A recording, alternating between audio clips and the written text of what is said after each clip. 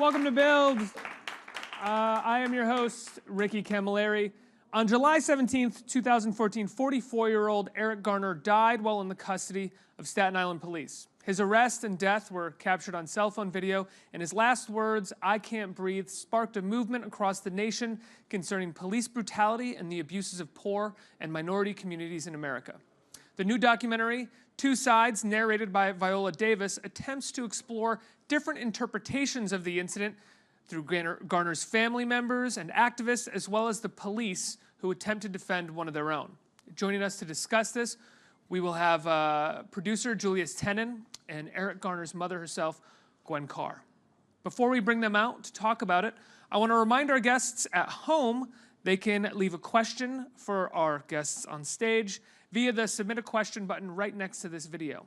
Right now, let's take a look at a clip from Two Sides. The officers went hands-on to secure him, and one of the officers jumped on his back and put what some describe as a chokehold around his neck in trying to wrestle him to the ground. He was just trying to explain to them, I did nothing wrong. Then out the blue, Pantaleo just jumped on his back and rode him like a bull. What Officer Pentillo appeared to be trying to get to happen was a seatbelt maneuver. I was trained to do a chokehold. That was not a chokehold. The seatbelt maneuver is very similar, but does not block the carotid artery. When you think of a seatbelt, when it restrains you and pulls you back, the same thing applies with the maneuver. The idea is to come across with your arm to be able to get a physical lock on the frontal part of this person, so you can try to maneuver them with their own body weight.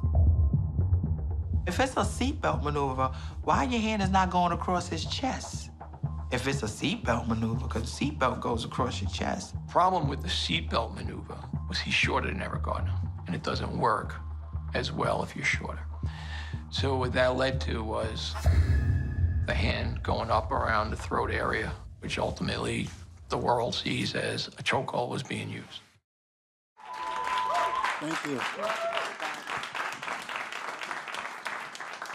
Thank you so much for being here.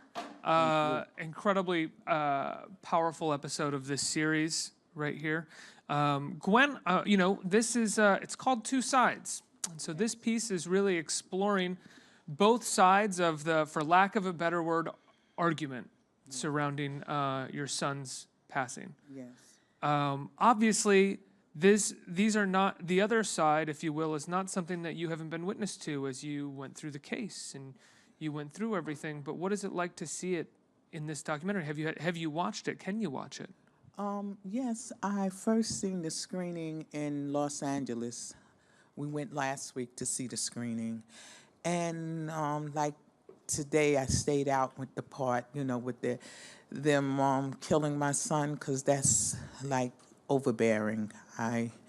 It's like them killing him over and over again when I watch that. I've never been able to watch the entire, you know, the entire tape, the entire video, because it just puts me in such a very dark place, you know. So, but, you know, when they put this series together, I think they did a very good job, because it do let you know both sides of what happened, the police's point of view, our point of view, and we telling you the story as it did happen. It's not from the media.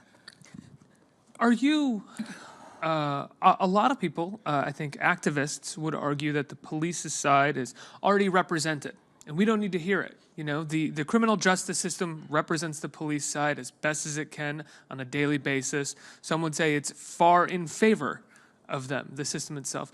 Do you believe that it's important for people to see their side as well as your side? Yeah, let them see their side, and then you can make your own decision. I mean, everybody is entitled to their own opinion.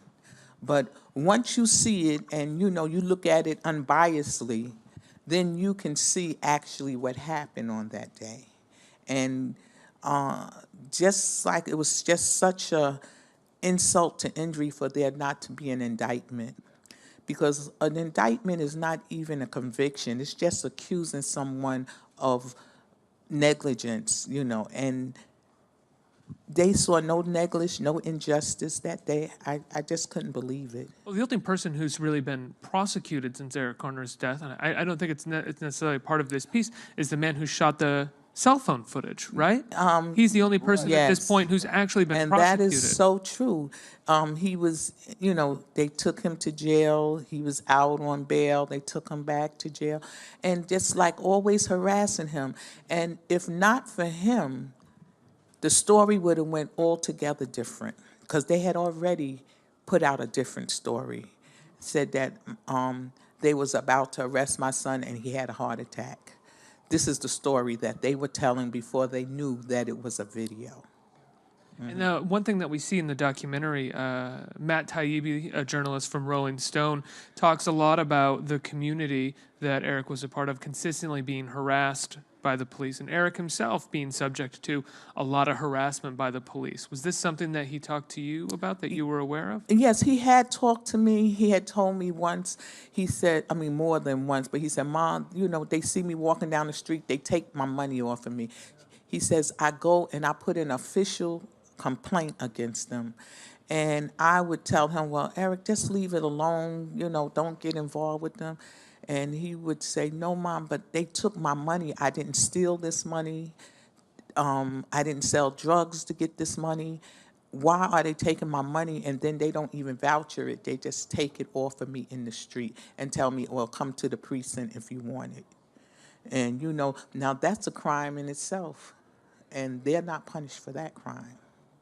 Joyce, your wife, Viola Davis, narrates, and you're an executive producer with her on the show. How did you get involved, and what made you want to explore the tragedy surrounding Eric's passing? Well, in all of these cases, Eric's included in this docu-series, it was brought to us by Plummer Media.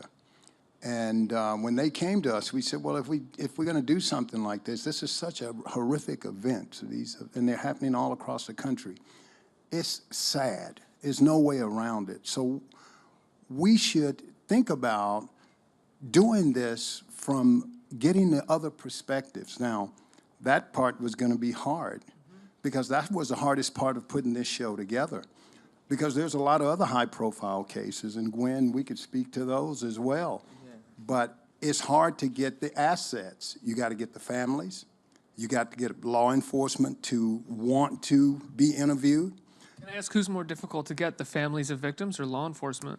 Well, it's law enforcement. I do. I do. I know the answer, but yeah, I gotta ask. Well, I think law enforcement is always going to be measured, right? Because there hadn't been any indictments in these things, and I think that's a lot of the angst. But it's always harder to get the law enforcement. But in this case, we were able to get law enforcement. I mean, I think Lemuel Plummer and his team did a fabulous job of going out and, because they saw that we were trying to do something different. We weren't trying to vilify the cops, even though in some of these cases, in many of these cases, most of us could say, you know what, we could vilify these guys. It's just wrong what they did. But at the end of the day, like you even have Al Sharpton saying in this that at a certain point the police officers' humanity should kick in, even if they were initially doing something by protocol. Something outside of protocol was happening, and humanity should have kicked in. That's right. It should have kicked in, and and that's what you hope. But I mean, the whole idea was to show both sides. So once we got the assets together, and they came together for these 4 cases, so we decided to move forward with these. And these are, obviously high-profile cases, but we were happy that we were at least able to pull these 4 together. And, all we ever wanted with this was to start a conversation, a real conversation around how these incidents happen and why are they happening to African-American young men and men at such a high rate across the whole United States. All these cases are in different states. But then there's so many more, and it's happening every day, it feels like, So we need to, have conversation around it and figure out what we can do. I think it goes back to, and I don't have the answer for this, but I think it does go back to Al Sharpton saying that their humanity needs to kick in. What we see is an epidemic of police officers not recognizing the humanity of men and women of color in poorer communities. It's Right. It's really sad, and that often seems to be the case of how this happens. Yeah, I mean, it's very prevalent. Go ahead. Did you wanna- No, like you were saying, because in our neighborhoods, they come in it, they harass us, they brutalize us, and there's no accountability for it. That's why after my son's death, I chose to advocate and try to get laws changed. And right now, we did get we have a right to know law, which where the police can't just come into the neighborhood just because they feel like harassing you. They have to ask for permission to search you because they're not looking for you. You're not a person of interest. So why are you stopping me? So there was two parts to that. We did get the first part passed. Myself, other mothers, other groups, and the mayor, he was trying to vote it down, get a policy. We said, no, we need law. They don't follow policy, and they don't care too much about law. But at least if there's a law on the books, we can have more leverage, and we can fight better. This is the mayor of New York City, who's, for all Yeah, intents and de purposes, Blasio, yes. considered a progressive mayor. And I think what a lot of people forget is that even a progressive mayor in New York City is beholden to what is probably the most powerful part of New York City, which is the police union Oh, and the yes. NYPD in general. Exactly. So, I know he's bragging about, he had to stop and frisk. Now, stop and frisk is way down. But when you look at the numbers, look where it's way down. It's not way down in the black communities. When he says it's down over 50% or 60%, but where is it down over 50%? When you look at it overall, we have to have it statewide or citywide. It has to be down, because why are we the ones who's being harassed for just no reason? Stopped in the street, stopped, traffic stops. And it's really discouraging because we don't know how we're going to walk away from that stop. People get stopped and then they get killed. And when it comes down to it, they find out they were unarmed. These people were doing absolutely nothing. But by the time they finish, building up a case against this, they go into the person's record. They start vilifying the person who is dead. Nobody goes into the police record and see what he has done in the past. And this needs to stop because there's no transparency. And when you ask for transparency, when you go to court for transparency, you get denied. You say that it's a threat to the police's life. Meanwhile, you have taken our loved one's life already. So it's like a double-edged sword. They just do like they want to because they know they're not going to be held accountable for their actions. Gwen brings up a good point about the idea of two sides, which is what this documentary is. Did you ever worry in the production of it that by telling the other side, you would alienate one side? Because so often the complaint from activists is that, well, the mainstream media is essentially there as a tool for the politicians and for the police and telling their side of the story. And they are often the ones sort of vilifying the victims. And then you have the police. And you have the police always saying that the mainstream media is what is creating these victims and creating these symbols. So both sides are always kind of saying the other side's story is getting told more than my side. Right. See, that's the hard thing. That's the hard thing. But it's like what Gwen said earlier. I mean, that is the problem. But we still wanted to look at it. We still wanted to be able to say, I'm not going to worry about it. We didn't worry about the backlash. We didn't worry about what would come from that. We wanted to still be able to tell it from both sides and then allow people to, make their own opinion or assumptions about what happened. It was always that thing where, listen, if something happens, who you going to call? You're going to call 911. I mean, so we still have to work with police. So in spite of whatever the politics are around it, we knew there was going to be controversy, and everybody's got their opinions about it. But we still wanted to see if we could do deep dives, talk about what communities can do. Gwen and I've been talking with Gwen, and we talked about, local elections in African-American communities and communities where you live that could make a difference, because you got people who are in there actually doing the work, who are talking the talk, walking the walk, talk about community policing. Then you got people who are in these positions in your communities. They can interface with the police. The police then start getting to know people in the community and actually being able to talk to them, and they become more familiar, and they don't become such a threat anymore. They humanize them. They find their humanity. Absolutely. And it can change things. Hey, listen, change comes slow. But it's better to be talking and trying to do something than just kind of like just being in a vacuum. And so that's why we just said, you know what? We still got to humanize these guys in spite of all these things that have transpired. And as he was saying about the elections, there's a lot of people who's in power, who's making the laws that has no business there. And our votes, we can take them out. We put them there and we can take them out. But we have to be focused on that. We can't just say, oh, I'm not going to vote because it's not going to make a difference. It makes a difference. It does. Because if it didn't make a difference, these millionaires wouldn't be spending so much money to try to take our vote away or to make it so difficult for us to vote. So, and our vote is our most powerful tool. And I want all young people to realize that. Don't let anyone discourage you or try to prevent you from voting. That is your right.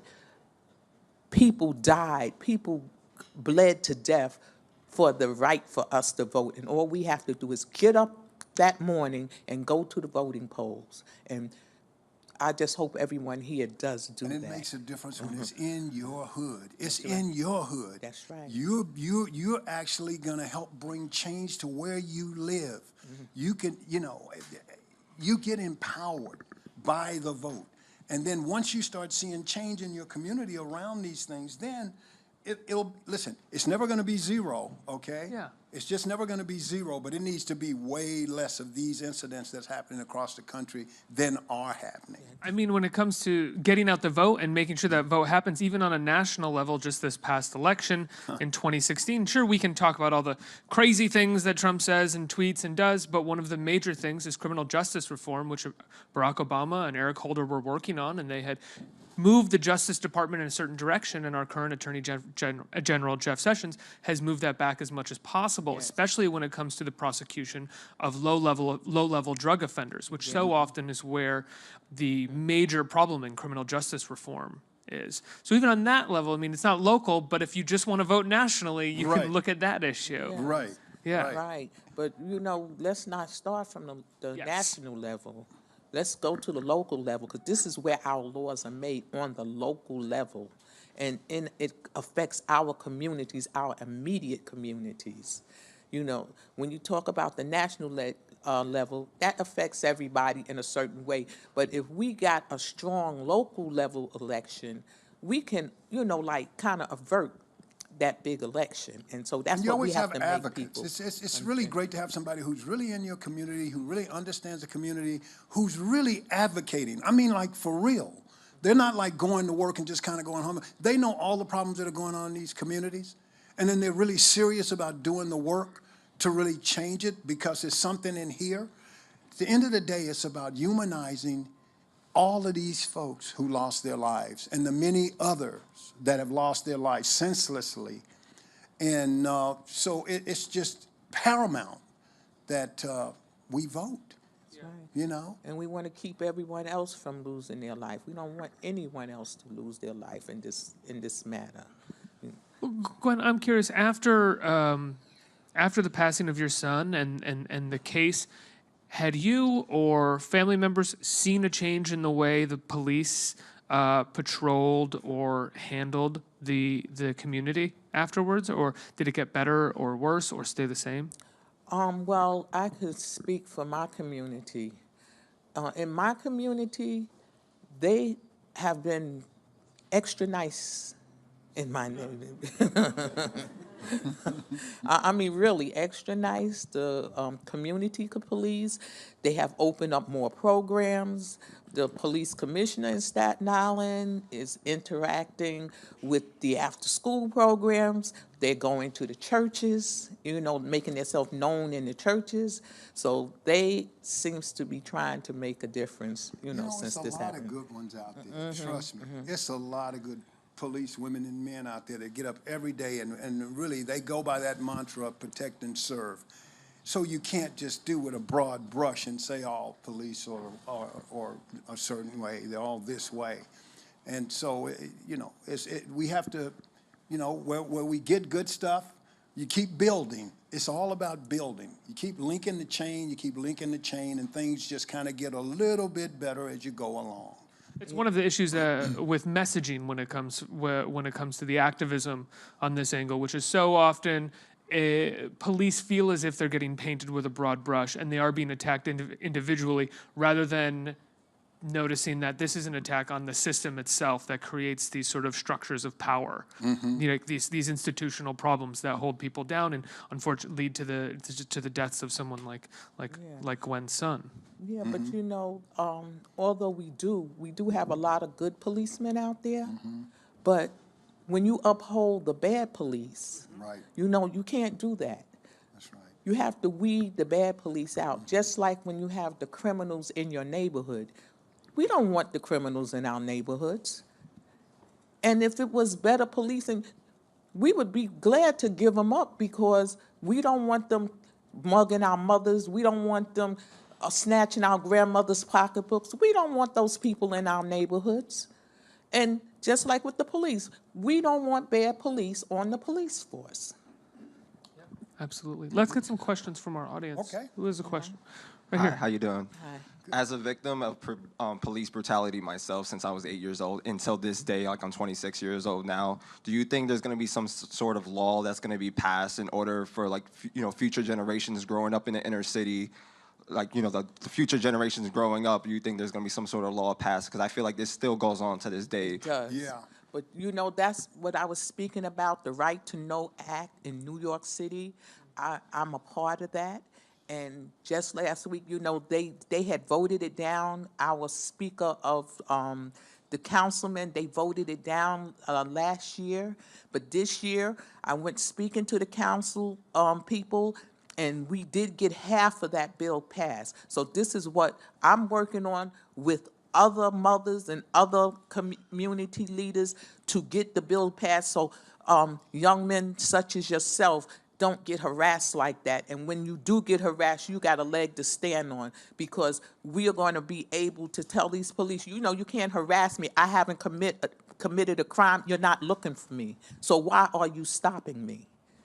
And that's why the work that Gwen and the mothers are doing, this stuff is starting strong. It's so strong now, and I just don't see it relenting until we want change.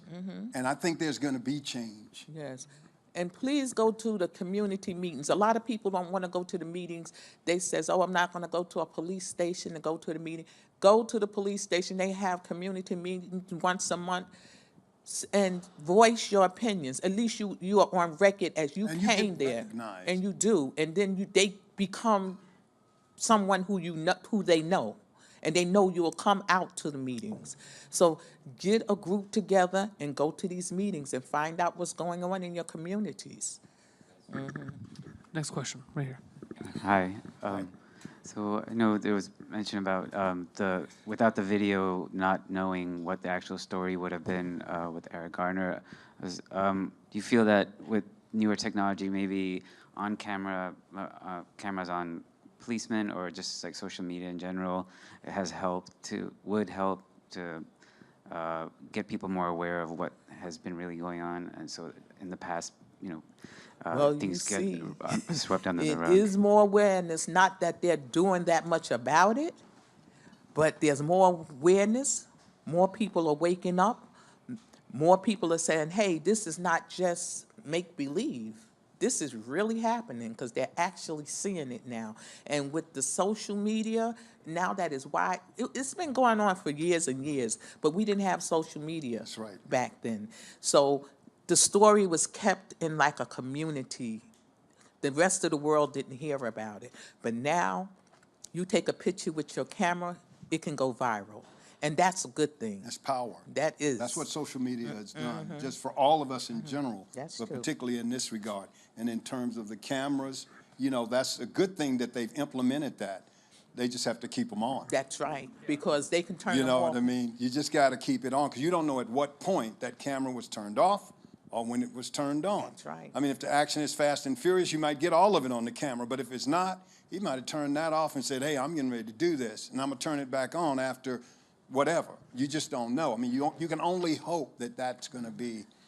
Feels like to me we need to make cameras that they can't turn off once they turn them on. Yeah. You I know. think they should be centralized, like Right.